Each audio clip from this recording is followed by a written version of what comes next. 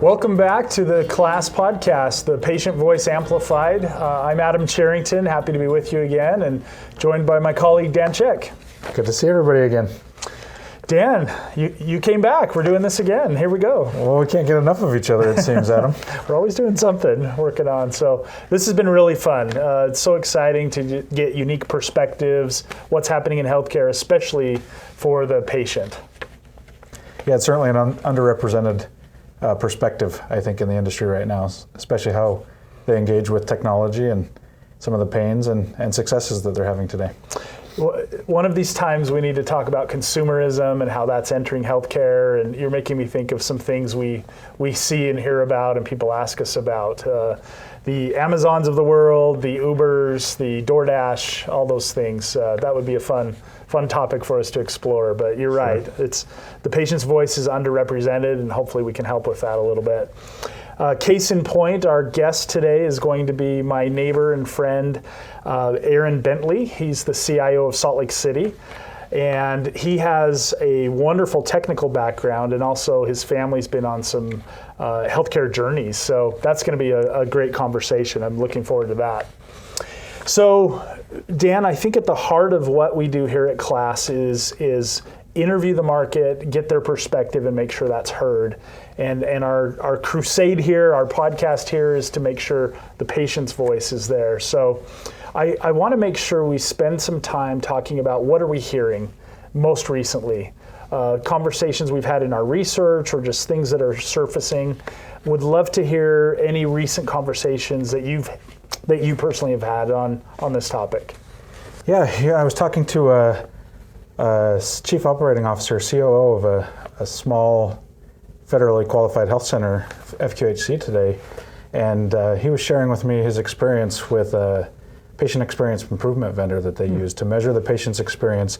And the way they were doing it is immediately upon completion of an ambulatory visit, within a few hours, the patient was receiving an invitation to share their experience, to spotlight employees that were doing that participated in their care, that they felt did a standout effort. And he was sharing from the old system that they were using, one of the outcomes that they've seen is they went from a 4% response rate on these surveys to about 12%, which doesn't seem significant. You certainly want more than 12% response rate, but tripling your impact on the market in a matter of a few weeks is a pretty impressive jump for this organization. And they felt they could really respond to the needs of individual patients, and they really felt that they were moving the needle. So it was an exciting outcome to hear from this organization. That's great. That's great. Sounds like a report that we're working on at Class. I'm guessing that's related to that study. Is. Yep. Patient experience improvement. It's a newer area we're getting into. In future episodes, I think we'll have a chance to share some of the findings there, just like you did. Really appreciate that. That's great. I have one I want to share with you. This is related to remote patient monitoring, and which we know is one of the top priorities of healthcare organizations. When we asked them, what are you focused on today? Where are you headed next? They said, next, we're looking at how to go deeper on remote patient monitoring. Makes a lot of sense. We want to get out of the hospital. We don't want to go in as patients if we can avoid it. Those conveniences of virtual care are important to us. So we're hearing that a lot. And this quote really jumped out at me. This is also someone that's seeing some success out there, so I thought it'd be good for our listeners to hear. This provider told us, we have a lot of success stories from the first people we onboarded, and their blood pressures are looking great. They are taking their readings every day and taking their medications. They are more involved with their healthcare plans. We definitely saw the value of the solution right off the bat when we started actually getting the devices out to patients. So, and they said, we have our own tool that allows us to see whether a patient goes into the ED, and these patients have gone from 5, 6, or 7 ED visits in a month to less than 1 in 3 months that we have since we've had this tool. So we are seeing the positives. Great to see that progress. Interesting that you and I gravitated towards kind of an outcome type message to share today. It's certainly fun to amplify those success stories that organizations are having, and especially when it relates to patients and their desires for more convenient and consumer-centric care. Yeah. If they can reduce visits to the ED, it not only helps an organization, but it helps them as well. Absolutely. Reduces their bills. Absolutely. Yeah, we love to cheer those things on. It's part of the effort to improve healthcare, which is our entire mission as a company. But as patients, we want to see that as well, don't we? So related to that, this is, as I said, one of the top priorities we heard in our past recent research. Remote patient monitoring as part of virtual care strategies. And we knew going into the pandemic from interviewing some patients, we've talked about that report before, telehealth was one of the key initiatives patients wanted to see more of. We've mentioned that a few times. But we've also mentioned that healthcare providers were barely scratching the surface pre-pandemic, and obviously that's all changed. And Dan, I find it really interesting that when we asked the market about telehealth, it barely made the cut of essential technologies they wanted to see. And then, of course, we all got thrown into the world of COVID, and it became essential, right? So because of that, you and I and others that we work with did the telehealth ecosystem report. And that's just now publishing. And I wanted to talk about that for a few minutes. Can you help explain why we did that report and how we did it? What's your perspective on what we learned there? Yeah, it's an interesting concept. We've done a couple of these ecosystem reports here at class in the past. And the real goal with these is to try to bring some clarity into what vendors are offering in the market, and especially in a segment like telehealth, where a year and a half ago, telehealth, like you said, is barely scratching the surface. There were a few core vendors that were offering it, but really not a lot of deep adoption in the industry. And then the pandemic flipped that overnight, and now every organization is doing telehealth, and oftentimes they're using several vendors. Yep. They're not quite sure what they should be doing long term, and every vendor saw this energy and capitalized on it. We saw a lot of either new products released onto the market or new capabilities to products that already existed. So we wanted to bring some clarity to the market on what are vendors claiming that they do now? What are their end-to-end offerings? Where are the gaps in what they claim? Where do you, if you engage with vendor X, what do you need to consider to augment from their functionality? So we took this as an opportunity to leverage our relationships with the vendors and ask them, what do they do with telehealth? We gave them a list of several dozen capabilities, and we asked them to self-report to the industry what they have live today, what's on their roadmap. And it's interesting, as we analyzed all of this data, you have a lot of new vendors entering the space that are just starting to get traction. You have whole categories of vendors that, interestingly enough, are starting to broaden their focus. You talked about remote patient monitoring. That was a key group of vendors that we saw branching out outside of core RPM capabilities to do more video visits and just increase their footprint within healthcare. We saw a lot of vendors, like patient engagement vendors, that have added on capabilities to their solutions that we hadn't expected. So really exciting stuff. We have a report that we released that's supplemented by some online materials. So provider organizations can come in and look by vendor. They can look by capability and try to understand the landscape of the market. Yes, I'm thinking of our tech team colleagues that did so much to make that one happen. It was a lot of extra mile effort they put in. So shout out to the team. Thank you very much. Yeah. Well, and we'd be remiss if we didn't say a big thanks to our co-authors on the study, Schaefer Jackson and Sierra Black Walker as well. Absolutely. Yeah, they did a fantastic job. So, Dan, I'm thinking of last summer when it felt like hourly we were getting requests of what's going on in telehealth, who can help me, and we would almost daily get wind of a new vendor out there. And so Our vision for that report was really to help providers sort through all of that information. Hopefully this online website and the report can help there. And I also want to acknowledge there were just some heroic efforts in healthcare last year. We heard stories from vendors that literally were able to stand up to technologies in days rather than years or months, right? Some really heroic things, and it was so rewarding to be on the sidelines and see that happen.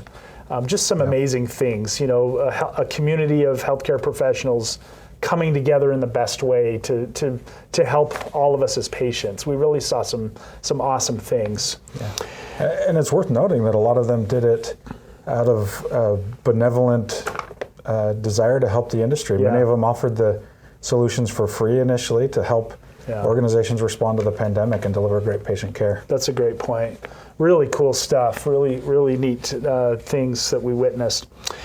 So with that, I want to turn to our interview with Aaron Bentley, and I'm sure you'll enjoy what we're about to learn from Aaron.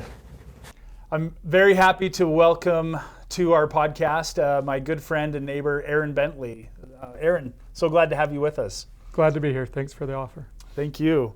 Aaron and I go way back. We were 11-year-old scout leaders together, which feels like a long time ago. And so really excited to have you join us. And some of those kids are all grown up now, right? Yeah, some have kids of their own, and yeah, it makes me feel a little older each day as I watch them grow up. Me too. So Aaron, you have a wonderful perspective on the things we want to talk about. In your professional role, you're the CIO of Salt Lake City, and your family has had some unique healthcare journeys as well, and I thought it would be great to have your perspective on what we want to talk about today. So will you share a little intro for us and your background? Sure. First, a little bit about my professional background. Chief Information Officer for Salt Lake City. Been there for 20 years.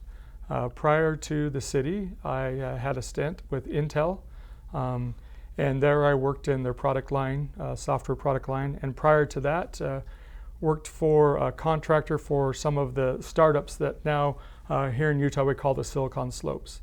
I'd say my claim to fame is when I was in college and working for these startups, I was a tester for Yahoo Messenger, and many people may not even know what that is, but that was really the first messaging client, and I got to come up to the Linden, Utah area, and I would sit at a computer and test and make sure that when I chatted, my partner on the other side of the table, messages went back and forth. So wow. It's not a product that's, people don't even remember Yahoo much anymore, but that's where I started. Oh, that's awesome. So will you talk a little bit about some of the healthcare journeys your family's been on? You've dealt with a lot of things over the years, and valiantly, I might add. But I think that's important we get your background as we dive into today's topics. Sure, and there's probably some things, Adam, that you don't know as well. But I grew up in a home of and a family of doctors. My uncle's a plastic surgeon. My brother's a neurosurgeon, brother-in-law that's a nurse anesthetist, and my father was a chiropractor before he passed. So grew up, I'm the black sheep in technology. So grew up in and around doctors' offices, and grew up learning a lot from them, and then had our own health challenges. I was born with polycystic kidney disease. It's ultimately what took my father's life, and was diagnosed with the symptoms of that in my early 30s. My wife, Amy, also has her health concerns. She was diagnosed with multiple sclerosis about 21, 22 when she started feeling numbness, and eventually had other complications. And the story continues. We're basically an insurance company's worst nightmare when it comes to medical insurance. So our first son, Gage, was born with spina bifida, hydrocephalus, and Chiari malformation. He's now almost 20 and had several surgeries and a journey of its own. We're also the parents of 2 foster children, so there's 6 kids in total. But our next oldest child is Heller. He's from Guatemala, and he is a paraplegic. He was subject to some violence, gang violence in his home country. So we get to enjoy having more wheelchairs in our house than most people. Our kids always joke that we have the highest per capita of wheelchairs in the state of Utah. And then another, a foster daughter from Ethiopia who came to the country with several health issues as well. So we like doctors and we spend a lot of time with them. I can only imagine how many appointments and visits and emergency room visits you and your family have dealt with. And so I'd love to hear just your perspective. Where is healthcare today? What are some things that are working well that you've seen? Progress over this past several years from a patient's perspective. What does that look and feel like to the Bentley family? Yeah. One of the things I would say has been great is COVID-19. And people are like, how could COVID-19 be great? But it's transformed, I think, healthcare for us. Let me give a couple examples. As a renal transplant recipient, I go for lab work frequently. I also visit my doctors on a regular cadence. Transplant was at the University of Utah 7 years ago. And pre-COVID, when I would go in for my checkup, I'm taking a half a day off. Not because the visit was a half a day, but I would go up, I work in downtown Salt Lake, drive up the street and go into the University Hospital, go down the stairs, and that's when the waiting game begins, right? Mm. You check in, then you have your vitals, then you go into the room, nurse comes in, does theirs, eventually the doctor comes in with the resident, nurse comes back, so it's a 4-hour process. But let me share a recent experience I had with that. I got a message, hey, it's time to have your appointment. Go into the mobile app that the U uses, pick the time that works for you, and in response, oh, this is all done virtually, here's your Zoom invite. So I'm sitting there doing my job in another Zoom meeting, and okay, that meeting's up. Oh, my doctor's appointment. I don't have to drive to Salt Lake. I don't have to do all this waiting. I hopped into the Zoom meeting, thought, oh, this could be, let's see how long I wait. Within a minute, my doctor is online. Hey, Aaron, how's it going? Good. What's your weight? I haven't done it. Okay, go get your weight. I walked into the bathroom, weighed on the scale. That's my weight. Okay, great. Okay, what's your blood pressure? Pulled out the cuff. We had our 15-minute conversation. We ended. I had new orders, and we were done.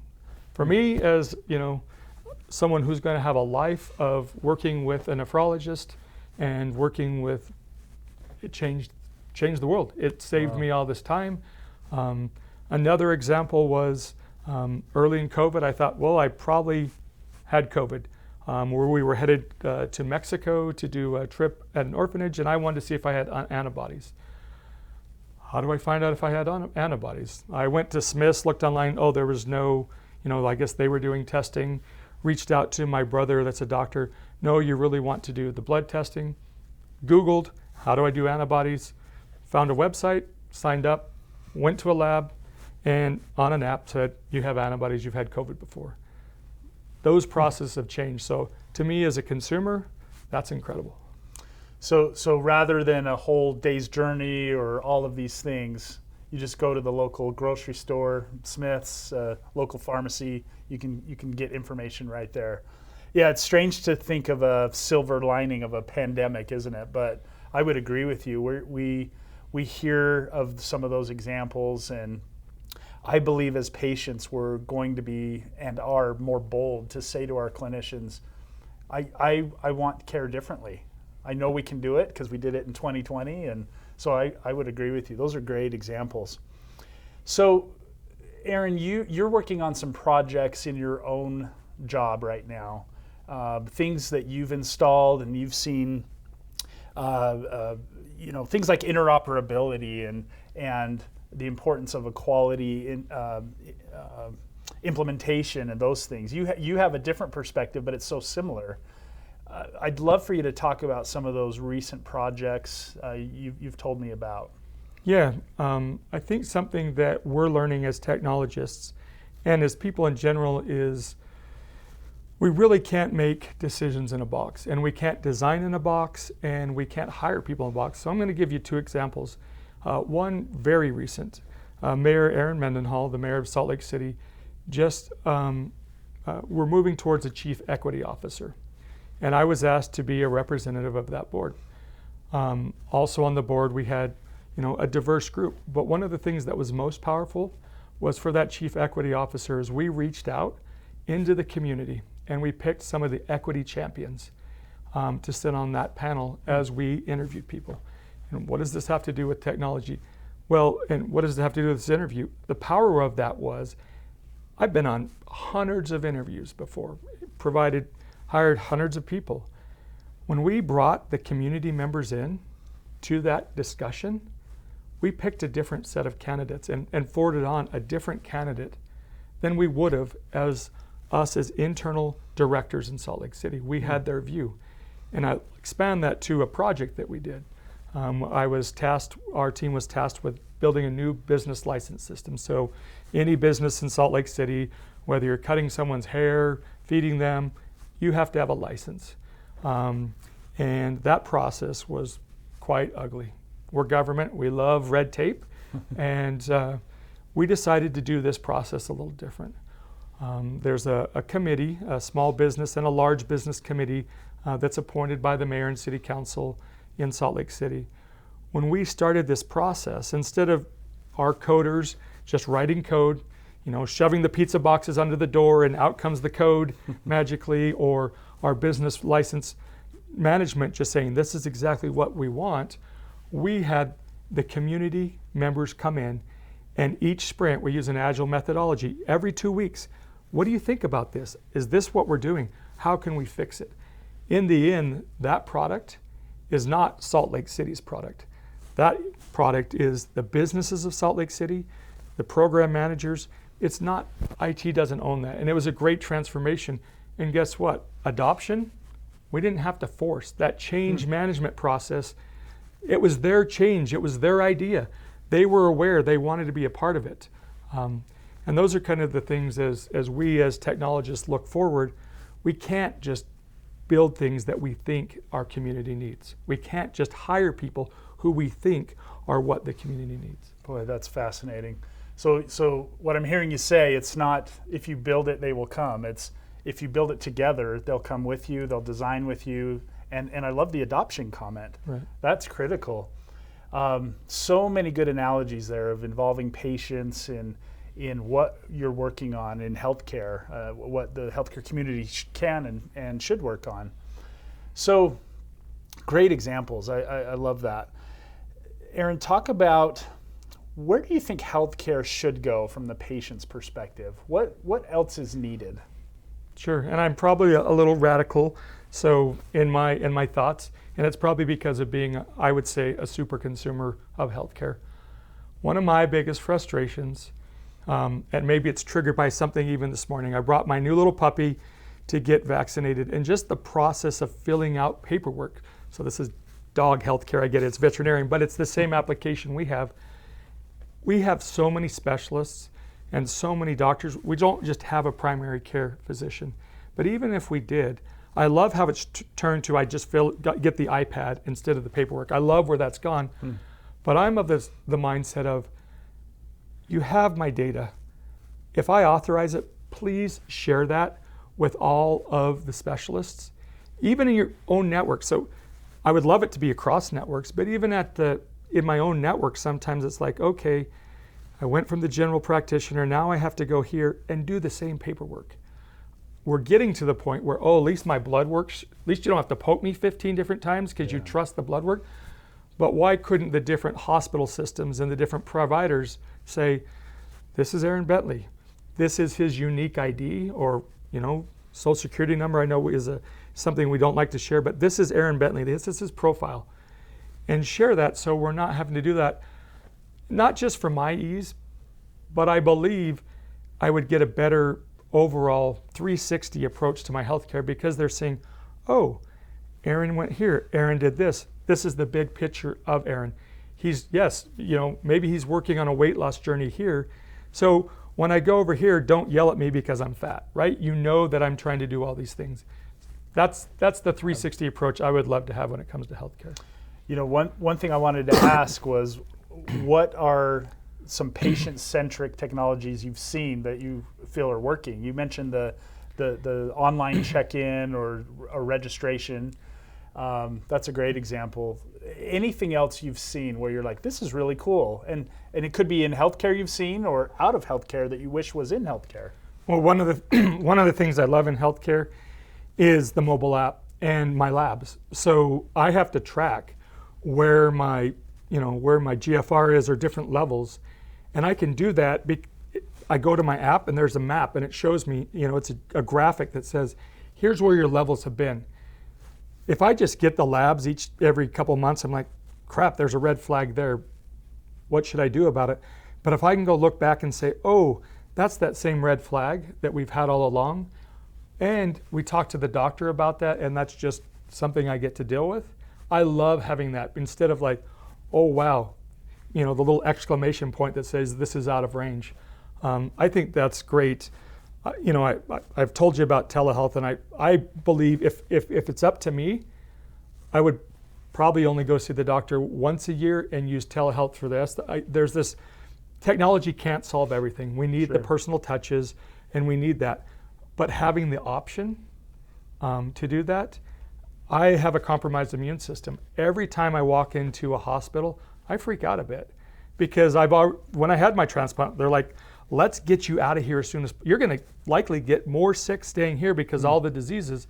So just having that option to be able to say, I'm not feeling great today, or it's flu season, the more flexible, the better. Yeah, boy, that's great. So I'm trying to imagine how the Bentley family manages all the medications and all the appointments. And in the absence of tools, maybe there are tools you're using that you like, but if they're not there, how do you keep track of all of those different pieces? It's called a wonderful wife, but to be honest, I think that would be that's another piece that I would love to have. I mean, we have the family calendar, and we do calendaring every Sunday, but a collaborative calendar, all of those pieces to the puzzle, and maybe even be able to connect our family. It's a very unique account, so Amy has to log in as me to help me with my part. Her, Gage, Heller, Fabian, having that collaborative. And I get there's privacy issues, but it seems like to me as the recipient, if I could opt in to sharing, it's a full-time job for her literally to be scheduling different things, scheduling supplies to come to our home for certain needs. So I would love to have more ability for those type of tool sets for sure. Yeah, we need to give Amy a shout out. She's pretty amazing. And so shout out to Amy Bentley. We're glad you're taking care of everybody here. So Erin, this has been so interesting. I really appreciate your perspective. Any other thoughts you'd add about everything we're talking about here? I would just say something I've learned in my own career, and as I've mentioned, and I think that's something that healthcare providers and healthcare vendors involve the patient in the decision making and have them a part of it. When you're doing your focus groups, don't just be, okay, we've designed this, here's your focus group. Let us be a part of this. Make it customer centric. Your products will sell. People will come. They need to come. But I think that's a turn. And I don't just think it's a turn in healthcare. I think it's a turn in the world we live, is to listen. We like to talk a lot. I'm a professional speaker. That's what I do all the time. It seems like meeting. But I've learned, and to the joy of technology, back to COVID-19, there's a mute button for a reason. And I think sometimes as we're asked to develop things or to serve, a little more mute and a little more listening, and I think we'll get a long way. That's awesome. Quote of the day: hit the mute button a little bit often. It's usually you're on mute, right? You're on mute. But maybe hit the mute. Yes. I love it. Erin, this is great. Thanks so much. Really, really glad you're here, and thanks for that perspective. Thanks for having me. Thanks. Well, it was really interesting to hear some of the things that you and Aaron were talking about, and to get his outside perspective from having that technology background and his experience within healthcare. What was one or two things that really stuck out from the interview that you didn't expect to hear. Yeah, I really enjoyed that. I agree, Dan. It was really, really interesting. Maybe that's a little example of what else healthcare can do. Listen outside of healthcare, get some new perspectives. I know there's many examples where that's already happening. Sometimes we see vendors come into the space and say, well, this is just another vertical. I'll figure this out by lunch on Friday and we've got it done, right? But I think there are good ideas out there, and all of us can benefit from new ways to think through this. Healthcare is a unique animal. There's no question about it. But I've really appreciated that Erin talked about the importance of listening. Listen to the patients. Pay attention to your end user, not only the provider end users, but the patients. What a cool concept that's really, really important and needed. So. Well, Dan, with that, we'll wrap up today's episode. Always good to talk to you. Thank you for all your hard work and your great perspective. These are fun to do. You're welcome. Always a pleasure. So just a reminder to our listeners and participants, if you have ideas for future topics, future guests that you would recommend we interview, please contact us. You can reach us at patientengagement@classresearch.com. That's KLAS. research.com. Again, thanks to our guest, Aaron Bentley, for joining. Thanks to you, Dan. We want to give a shout out to Jeff Peterson. He's our director, editor, and all-around partner in this podcast. So, Jeff, we appreciate you a lot. And all of our classmates that do so much to try to help improve healthcare. We appreciate them a lot. As always, I'd like to just end with a quote. This was not planned, Dan. I just happened to think of this quote, but it matches really well with what's forming the theme of today. Here's the quote from CherylRichardson.com. Listen, people start to heal the moment they feel heard.